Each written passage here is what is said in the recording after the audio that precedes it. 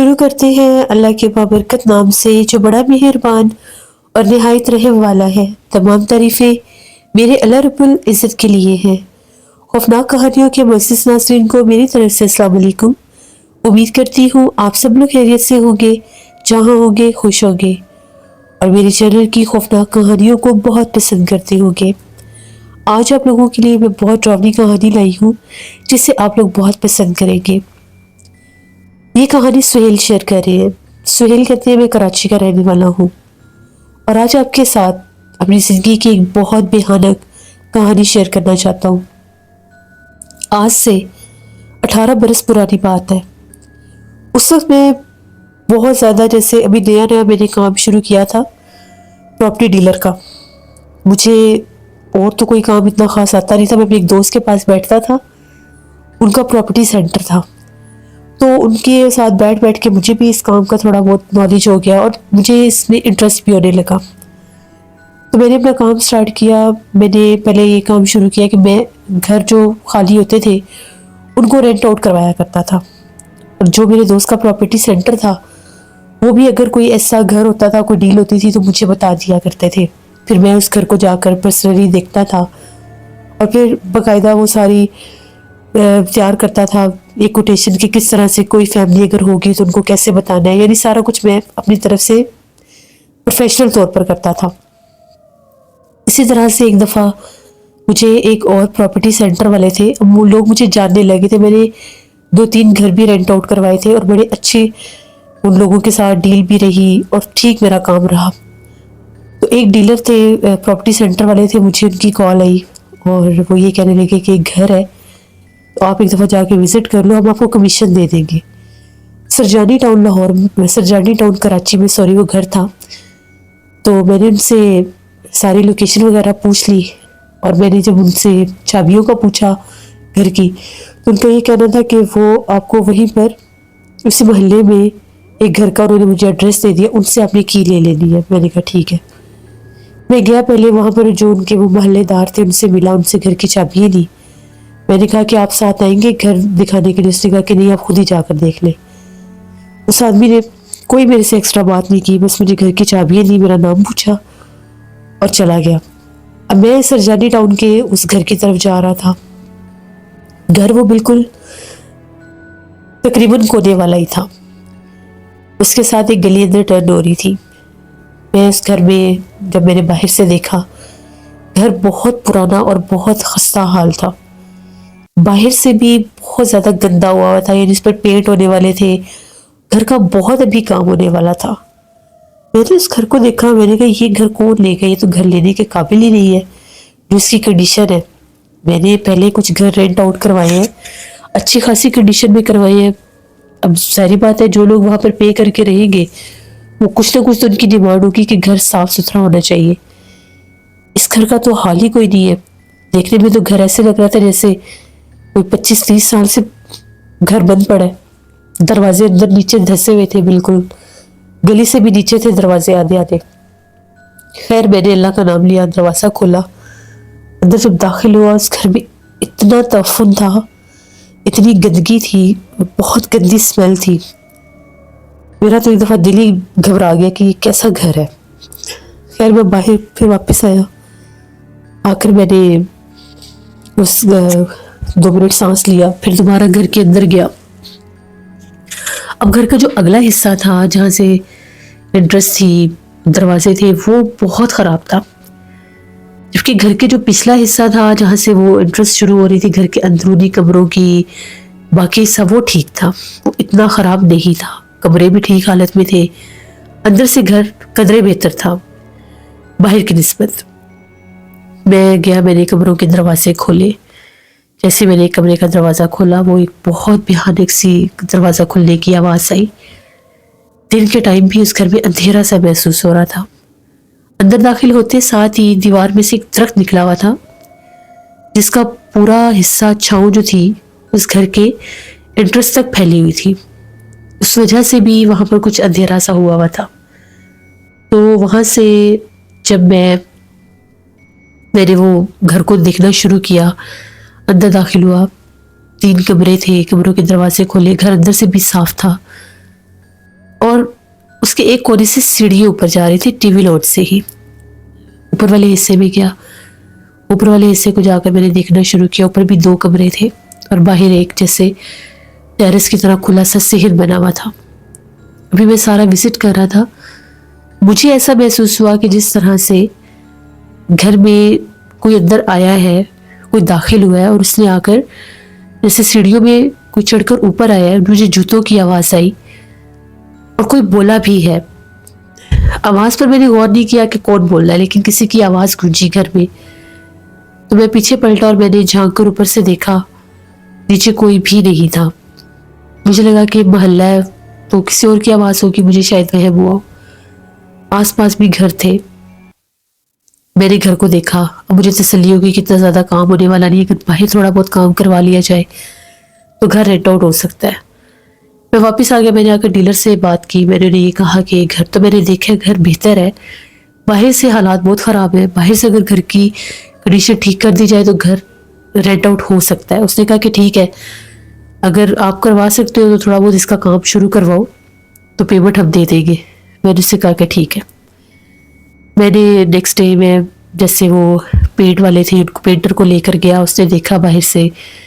मैंने तो सफाई करवानी थी, घर की सारी सफाई ये करवाई। वो डीलर जो थे जिन्होंने मुझे कॉल की थी वो पर्सनली मेरे से मिले भी। यहाँ तक कि हम लोग एग्री हो गए कि घर को एक दफ़ा ज़रा अच्छी कंडीशन में ले आते हैं, फिर इसको रेंट आउट करेंगे। मैंने उससे कहा कि आप खुद क्यों नहीं इस घर पर गए। उसने कहा कि मेरे एक अजीज़ है, उनका ये घर है, तो वो मेरे पीछे लगे हुए थे। मैं 1-2 और डील्स में फंसा हुआ तो मुझे टाइम नहीं मिल रहा था। फिर मुझे आपका पता चला तो मैंने कहा कि आप अगर इंटरेस्ट लो तो अच्छी बात है, इसी तरह से नाम बनता है। मैंने उससे कहा कि ठीक है। मैं भी फ्री होता था और मैंने वहाँ पर काम शुरू करवा दिया। सफाई करवाई। सफाई के बाद घर की कुछ हालत बेहतर हुई। अब वो जो बाहर वाले दरवाजे नीचे थे वो आगे मिट्टी जमा होकर ऐसे नीचे हो गए थे। वो जगह सारी क्लियर करवाई। पेंट शुरू हो गया। तकरीबन 15-20 दिन लगे, घर सही हो गया। मैंने उसे कहा कि आप एक दफ़ा विजिट करें जाके, आपको यकीन ही नहीं आएगा कि ये वही घर है। वो डीलर जो था वो मेरे साथ ही आया। उसने भी घर देखा। हम लोग हैरान हो गए घर को देख के कि वो घर वो लग ही नहीं रहा था। हैरत अंगेज बात ये थी कि आसपास के लोग जब गुजर के जाते थे कोई बात नहीं करते थे उस घर के बारे में, कोई पूछते नहीं थे। सिर्फ एक दफ़ा एक बूढ़ी औरत ने वहाँ से गुजरते गुजरते कहा कि इस घर में तो कोई भी नहीं रहता, इस घर को क्यों तुम लोगों ने खोल दिया है। तो मैंने इसे कहा कि रहने के काबिल ही बना रहे हैं। तो वो मेरे चेहरे की तरफ देखकर कहने लगी कि नामुमकिन है ये कहकर वो आगे चली गई। इस बात की मुझे समझ नहीं आई। फाइनली मैंने ट्राई शुरू कर दी उस घर को रेंट आउट करने के लिए। मुझे 1-2 फैमिलीज का पता चला, उन लोगों को ऐसा ही घर चाहिए था थोड़ा बड़ा। तो मैंने उनसे टाइम बनाया और उनको कहा कि आप लोग घर देखने आ जाए। अब उनके साथ वो जो पूरी फैमिली थी, जो आदमी थे जिन्होंने घर दिखाना था, उनकी बेटियाँ भी थी, मिसेस भी थी, बेटा भी था। वो लोग गाड़ी पर आए, उनको मैंने घर विजिट करवाया। जैसे ही वो लोग नीचे वाले फ्लोर पर थे, हम लोग ऊपर देख रहे थे जो मर्द हजरात हैं, तो एकदम से उनकी मिसेस ने आवाज़ें देना शुरू कर दी कि जल्दी नीचे आए। बड़ा अफरा तफरी में नीचे बुलाया। हम लोग जब नीचे आए तो उनकी मिसेस ने अपने शोहर को अलग से बुलाकर कहा कि हमने ये घर नहीं लेना। हालांकि वो इंटरेस्टेड भी लग रहे थे, लेकिन एकदम से उन्होंने इनकार कर दिया। मुझे उनके इनकार की समझ नहीं आई, लेकिन उनकी बेटियां बहुत ज़्यादा जैसे डरी हुई थी और वो बार बार सामने वाले कमरे की तरफ कुछ इशारा भी कर रही थी। मैंने लोगों से 1-2 दफ़ा पूछा तो उन्होंने कोई जवाब नहीं दिया। उन्होंने कहा कि नहीं, बस हमारा प्लान नहीं है, हमने ये घर नहीं लेना। जबकि पहले जब वो घर में दाखिल हुए तो बहुत इंटरेस्टेड लग रहे थे। खैर वो लोग चले गए। अब मैं घर की लाइट्स वगैरह बंद कर रहा था। जैसे ही मैं उस कमरे की लाइट बंद करने लगा जिस कमरे की तरफ वो इशारा कर रही थी, मैं कमरे के अंदर था। मुझे वाज़ेह तौर पर ऐसा लगा कि मेरे हाथ से, जैसे मेरे हाथ को किसी ने टच किया है, मेरे हाथ से किसी का हाथ टकराया है। और वो जो हाथ था वो ऐसे था जिस तरह से कोई गीला कपड़ा या गीला हाथ, नरम नरम कोई चीज़ होती है। मैं उछल कर पीछे हटा कि ये क्या है। कमरा बिल्कुल खाली था, कमरे में कोई भी नहीं था। तभी एकदम से मैंने देखा अपना हाथ, मेरा हाथ गीला था। मैं डर गया। मैंने हाथ साफ किया उस कमरे की लाइट ऑफ करके कमरे का दरवाज़ा जब बंद करके वहाँ से निकलने लगा तो कमरे से मुझे आवाज़ आई, एक कहके की आवाज़। वो कहके की आवाज़ बहुत भयानक थी। ऐसे लग रहा था कि जिस तरह से कोई औरत हंसी है। मैं फिर वहाँ पर रुका नहीं। मैंने वो जो डीलर थे उनका नाम खालिद था, मैंने खालिद साहब से बात की। मैंने कहा इस तरह से आज हुआ है। उन्होंने कहा कि ऐसा कुछ नहीं है, खाली घर है, खाली घर में अक्सर ऐसे इंसान को फीलिंग्स आ जाती है, ऐसा कुछ नहीं है। तो वहाँ पर अकेले थे इसलिए तुम्हें ऐसा लगा होगा कि वहाँ पर कोई और भी है। आसपास घर इतने पास पास है, किसी और घर से आवाज़ आई होगी। लेकिन मैं थोड़ा सा घबरा गया था, डर गया था। नेक्स्ट डे मुझे एक कॉल आई एक साहब की। वो लोग घर लेना चाहते थे और उनको बहुत इमरजेंसी थी। वो तो देखना भी नहीं चाह रहे थे, कह रहे थे बस जैसा भी है हमारी डील फाइनल करवाई। मैंने उन्हें कहा कि एक दफ़ा आप आए तो सही। वो सुबह आए मेरे पास, 11 बजे के करीब आए। हम लोग उस घर पर गए। उन्होंने घर बाहर से देखा और कहा कि हमें ये घर ओके कर दें, आपकी बहुत मेहरबानी होगी, हम लोग बहुत ज़्यादा इमरजेंसी में, यार मुझे अभी इसी घर का एग्रीमेंट भी करना है और हमें शाम तक यहाँ पर सामान शिफ्ट करना है। मैंने उन्हें कहा कि आपको इतनी इमरजेंसी क्या है? बस उन्होंने कहा कि हमारा कोई लड़ाई झगड़ा हुआ है तो वहाँ पर हम लोग एक दिन भी नहीं रह सकते।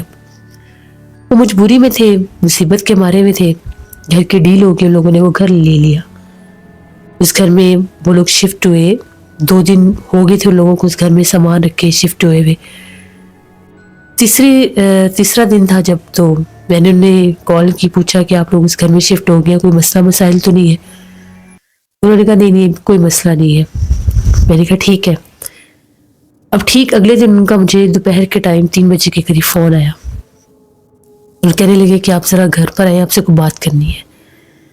मैंने उन्हें कहा कि शायद कोई बात करनी होगी, घर के बारे में कोई बात करनी होगी, चला जाता हूँ, कोई घर में काम होने वाला होगा इसलिए बुला रहे होंगे। मैं चला गया उनके घर। मैं ड्राइंग रूम में बैठा हुआ था। उनका ये कहना था कि हम लोग बहुत सख्त मजबूर थे, लेकिन आपने हमें ये बात तो बतानी थी कि ये घर आसेब ज़दा है।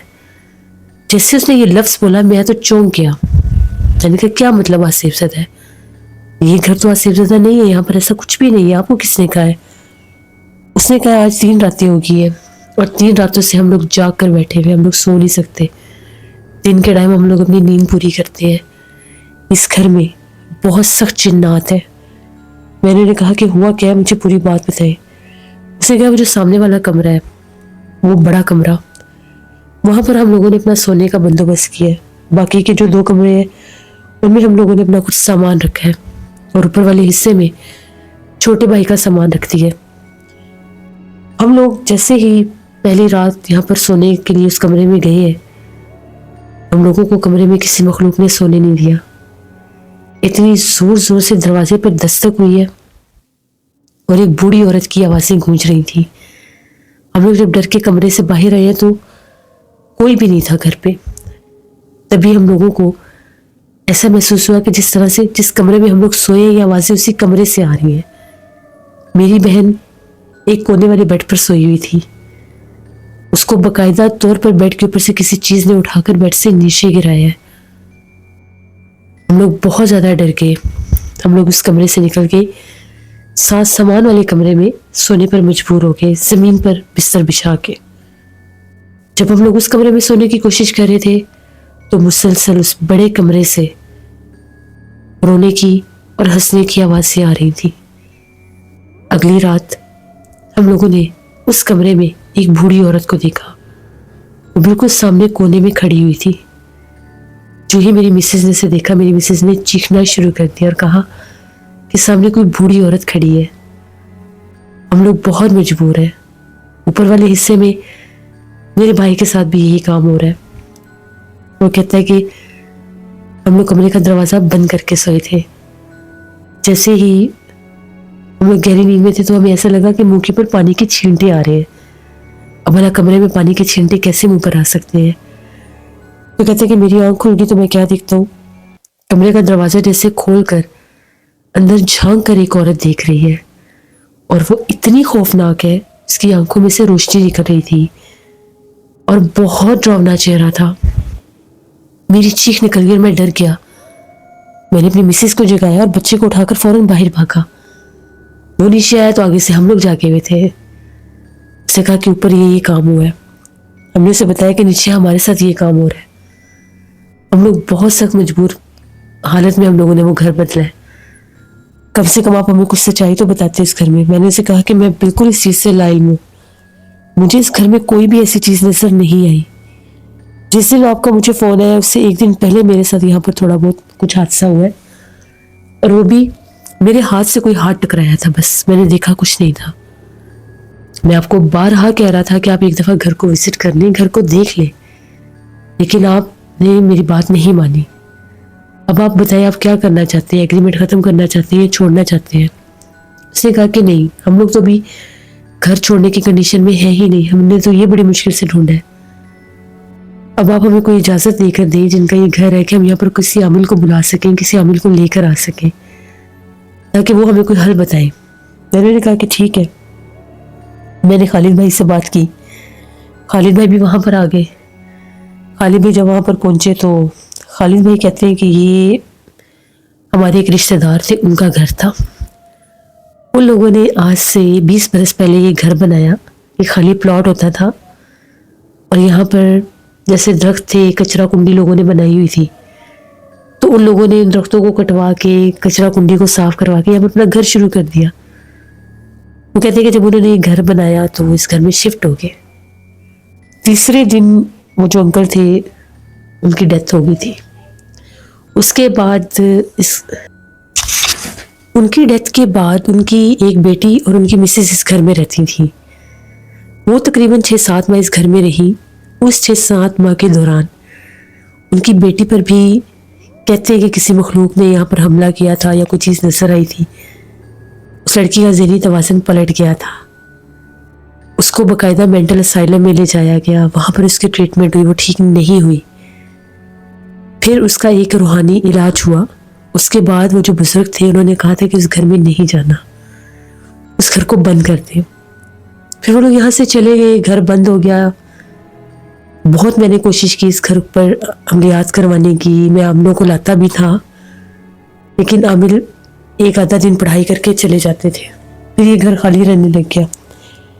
फिर मुझे एक दिन आंटी की कॉल आई तो उन्होंने कहा कि उस घर का कुछ करें या उसको बेच दे, प्रॉपर्टी है ज़ाया हो रही है, हमें पैसों की भी ज़रूरत है, हमने बाहर जाना है, तो आप उस घर का कुछ करें या उसको रेंट आउट करवा दें। शायद वो जो भी मुसीबत है हमारे साथ ही हो, औरों के साथ ना हो। फिर मैंने इस घर को रेंट आउट करवाने की कोशिश की। इन बिटवीन भी ये घर 2-2, 3-3 माह रेंट आउट रहा भी है, लेकिन अब 2-3 साल से ये घर बंद था। मुझे ये था कि पहले भी तो लोग यहाँ पर आकर रहे हैं, शायद अब असरात कम हो गए हो, क्योंकि मैं 1-2 दफ़ा इस घर पर आया था, मैंने चक्कर लगाया था, मुझे कुछ फील नहीं हुआ था। जबकि पहले जब मैं इस घर में आता था मेरे कंधे बहुत भारी हो जाते थे। तो मुझे तो यही था कि शायद अब ये घर ठीक हो गया है। मेरा यकीन मानो, मुझे नहीं अंदाज़ा था कि यहाँ पर फिर से वही काम शुरू हो गए हैं। तो मैं आपको इजाज़त देता हूँ, अगर आपके पास कोई आमिल है तो आप बेशक अमल करवाएं, और अगर इस घर से उस मखलूक को निकालने में आप लोग कामयाब होते हैं तो बहुत अच्छी बात है। खालिद भाई के साथ मैं भी वहाँ से वापस आ गया। मैं भी बड़ा परेशान था कि मेरे से क्या हो गया है, यानी मैं तो ऐसा कोई काम करना ही नहीं चाहता था। अगर मुझे पता होता कि इस घर में ये मामला है, अगर मैं पहले दिन ही इस चीज़ को समझ आता, जब सीढ़ियों पर कोई चढ़कर आया था और मुझे किसी की आवाज़ें भी आई थी, मुझे तभी पीछे हट जाना चाहिए था, लेकिन मैं लाइल्म था, मुझे बिल्कुल आइडिया नहीं था कि यहाँ पर क्या मच रहा है। उन लोगों ने बहुत कोशिश की, जो फैमिली वहाँ पर रहती थी उन लोगों ने उस कमरे को बंद कर दिया। उस कमरे को बंद करने के बाद वो कुछ अर्सा वहाँ पर टिके भी। कहते हैं कि उस कमरे को बंद करने के बाद हमें बाकी घर में उस चीज़ ने उतना तंग नहीं किया, लेकिन रात होते साथ ही एक बूढ़ी औरत बाकायदा बोलती थी, 1 से 2 बार वो दिखाई भी दी। ये सब लोग बैठे किचन में खाना खा रहे थे, तो कहते हैं हमें यूँ आवाज़ आ रही थी जैसे कोई स्टिक को ज़मीन पर, जैसे कोई स्टिक के साथ चल रहा होता है कोई बूढ़ा आदमी, तो उसकी लाठी की आवाज़ आती है। तो जब हमें लाठी की आवाज़ आई तो हमने देखा एक झुकी हुई औरत थी, बूढ़ी सफ़ेद बालों वाली, बहुत उम्र रसीदा। वो उस लाठी के ज़रिए चलती चलती उस कमरे में जा रही थी। हमने बाकायदा उससे देखा। उसके बाद भी वो कहते हैं कि अक्सर बारिश की रात जब होती थी, उस रात उसकी बहुत ज़्यादा आवाज़ें आती थी। वो एक दो आमिर को लेकर आए तो उनका ये कहना था कि इस घर में एक बूढ़ी चुड़ैल का बसेरा है और वो आज से नहीं, करीब 100 साल से इस जगह पर मुकीम है। दरअसल जिस जगह पर वो बड़े कमरे बनाए गए थे, उन कमरों पर बेरी के दरख्त थे जिन पर उसका बसेरा था। जो भी आमिर हजरात यहाँ पर आते थे, इसको निकालने की कोशिश करते थे। ये लोग जो आमिर लेकर आए थे, ये उस आमिर के जरिए उस मखलूक तक ये पैगाम पहुंचाना चाहते थे कि हम मजबूर हैं, आपने भी यहाँ पर रहना है, हमें भी यहाँ पर रहने दें, हम आपको यहाँ से निकालेंगे नहीं, आप हमें तंग ना करें, ना हम आपको तंग करेंगे, आपका जिस जगह पर बसेरा हम लोग उस जगह पर जाएंगे भी नहीं। तो बाकायदा उस आमिर ने अपने अमल के जरिए, पढ़ाई के जरिए उस मखलूक से मुआहिदा किया कि ये आपके हिस्से में नहीं आएंगे, आप लोग इनको यहाँ पर रहने दें। वो पहली फैमिली थी जो उस घर में 1 साल निकाल गई, क्योंकि वो कहते हैं कि हम उसके बाद उस कमरे की तरफ हमने कदम भी नहीं रखा। आमिर की मौजूदगी में हमने वहाँ से अपना सारा सामान निकाला, बाकी के 2 छोटे कमरों में हमने गुजारा कर लिया। और जब हमें वो मखलूक नजर आती थी, हम उस वक्त बाहर भी नहीं निकलते थे। वो जो मखलूक वहाँ पर थी, जो बूढ़ी चुड़ैल थी जहाँ पर उसका बसेरा था, उसे पता लग गया था कि ये लोग मुझे तंग नहीं कर रहे या ये मेरी जगह पर नहीं जा रहे, इसीलिए उसने उनको कुछ अर्सा बर्दाश्त भी किया। लेकिन जब उनके छोटे भाई के बच्चे हुए, बच्चे थे, मासूम थे, उनको पता नहीं चलता,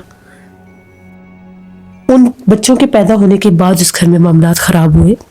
बच्चे बहुत डरते थे और वो जो उनकी छोटी बहू थी, जो भाभी थी, वो ये कहती थी कि रात को एक औरत मेरे बच्चे को उठाकर बाहर सेल में ले जाती है, मेरे बच्चे के हंसने और खेलने की आवाज़ें आती है। मैंने बाकायदा ऐसे देखा जैसे कोई औरत मेरे बच्चे को लेकर खड़ी है। वो इतना डर गई थी कि उसने आयतुल कुर्सी पढ़ना शुरू कर दी। वो इस तरह से खौफजदा थी कि अगर मैंने चीख मारी तो ये मेरे बच्चे को नीचे ना फेंक दे। जब उसने आयतुल कुर्सी पढ़ना शुरू की तो जो मखलूक है, उस बच्चे को सहन में रखी एक चारपाई पर लेटाकर चली गई। फिर उन लोगों ने वो घर छोड़ दिया। तो ये सरजानी टाउन वाले घर की एक कहानी थी जहाँ पर एक बूढ़ी चुड़ैल का बसेरा था। जब उन्होंने वो घर छोड़ा, उसके बाद मैं उस घर की तरफ कभी गुजरा भी नहीं। रेंट देने भी वो लोग खुद जाते थे। जब मुझे पता चला था, मैं उनसे फ़ोन पर राब्ते में रहता था। बड़ी दफ़ा उन्होंने मुझे बुलाया, लेकिन मैं दोबारा उस तरफ नहीं गया। मेरे दिल में वो खौफ बैठा हुआ था, वो जो उसका हाथ मेरे हाथ से टकराया था। फिर मुझे वो फैमिली याद आई जिन्होंने पहली बार उस घर को रिजेक्ट किया था, कि वो क्या वजह थी जिससे उन्होंने उस घर को रिजेक्ट किया था। शायद उन लोगों ने वहां पर जाते साथ ही उस मखलूक को या तो फील कर लिया था या उनकी बेटियों को वहां पर वो नजर आई थी, क्योंकि वो उस कमरे की तरफ इशारा कर रही थी और बहुत ज्यादा डरी हुई थी। उसी टाइम उन लोगों ने इनकार कर दिया था। तो इस तरह के भी घर होते हैं। लोग जब घर बनवाने लगते हैं, वो बिल्कुल भी इन चीज़ों को मद्देनजर नहीं रखते कि अगर वहां पर कोई दरख्त है, वो जगह पहले कचरा कुंडी बनाई गई थी, तो कचरा कुंडी पर जिन्नात होते हैं। तो जब ऐसे प्लॉट्स की सफाई करवाएं, दरख्तों को कटवाने से पहले किसी आमिल को, किसी बुजुर्ग को ज़रूर लेकर जाए, ताकि वो उन मखलूक़ात से, उन जिन्नात से इजाज़त तलब करें कि हम इन दरख्तों को कटवा रहे हैं, हम लोग 1 दिन के बाद आएंगे या हम लोग 2 दिन के बाद आएंगे, अब यहाँ से चले जाए, ताकि वो वहाँ से चले जाए। क्योंकि जिन्नात हमारी बातें सुनते हैं, वो हमें बराह रास्त देख रहे होते हैं, हम उन्हें नहीं देख सकते, क्योंकि अल्लाह पाक ने उनके और हमारे दरमियान पर्दा ही इसलिए रखा है, क्योंकि अगर हम लोग उनको देख लें तो हम उनको बर्दाश्त नहीं कर सकते। इसलिए हमेशा किसी भी जगह पर घर बनाने से पहले, अगर वो जगह खाली है, वहाँ पर दरख्त है, तो उनको कटवाने से पहले किसी बुजुर्ग को ले जाया करें। और अगर किसी घर में आपको माइनर से भी असरात महसूस हों कि वहाँ पर जिन्नात है, कोई गैर मरी मखलूक है, तो उन जगहों को छोड़ देना चाहिए। मजबूरी आपकी ज़िंदगी से ज़्यादा कीमती नहीं होती। तो ये हमारी एक कहानी थी, यानी मेरी ज़िंदगी की कैसी कहानी थी जिसका मैं खुद आई विटनेस हूँ। बहुत शुक्रिया सुहेल आपका। जैसे ये बात बिल्कुल ठीक है, इन्हीं बातों से हमें लेसन मिलता है, सबक मिलता है कि कोई भी घर लेने से भी पहले, फ़ौरन फैसला करने से पहले ही अगर आप किसी साहिब इल्म को दिखा लें तो आप आने वाली मुसीबतों से बच सकते हैं। और बाज़ औक़ात मैंने देखा है कि कुछ घर ऐसे होते हैं कि वहाँ पर इंस्टेंटली ये मखलूक़ात अपना आप ज़ाहिर कर देती हैं। कुछ तो घर ऐसे होते हैं कि जहाँ पर रहने के कुछ अरसे के बाद वो मखलूक़ात अपना आप ज़ाहिर करती हैं, लेकिन कुछ घर ऐसे होते हैं कि जहाँ पर जाते साथ ही वाक़यात शुरू हो जाते हैं। और वो ऐसे घर होते हैं कि जहाँ पर बहुत भयानक और सख्त मखलूक़ात का बसेरा होता है जो इंसान की मौजूदगी को बर्दाश्त करती ही नहीं है। और कुछ घर ऐसे भी होते हैं कि जहाँ पर जिन्नात भी होते हैं और इंसान भी रह रहे होते हैं। जिन्नात उन इंसानों को नुकसान नहीं देते। तो अल्लाह की ये मखलूक है, इनके भी अपने मिजाज, अपने तरीके और अपने ही इनके काम होते हैं। अल्लाह से रहम मांगना चाहिए। अपना फीडबैक मुझे ज़रूर दें, आप लोगों को आज की खौफनाक कहानी कैसी लगी। आप लोग भी अपनी खौफनाक कहानी शेयर कर सकते हैं डिस्क्रिप्शन बॉक्स में दिए गए ईमेल आईडी nushinmir57@gmail.com पर। इसके अलावा आप लोग मुझे कमेंट बॉक्स में भी स्टोरी शेयर कर सकते हैं। मैं कोशिश करूँगी कि आज नाना जी की कहानियों में भी कहानी आए, वरना जिस तरह से रमज़ानुल मुबारक है तो इन दिनों में ज़रा बिज़ी स्केड्यूल होता है, अफ्तारियाँ होती हैं, इसलिए फिर स्टोरी रह जाती है। तो इंशाल्लाह अगर आज स्टोरी ना आई तो कल ज़रूर नाना जी की कहानियों में आएगी स्टोरी। इनको भी विजिट करिएगा और सब्सक्राइब करिएगा। अपना बहुत सा ख्याल रखिए, अपनी ढेरों दुआओं में मुझे, मेरी फैमिली, मेरे पूरे पाकिस्तान को याद रखिएगा। Thank you for listening my stories. Stay tune. अल्लाह हाफिज़।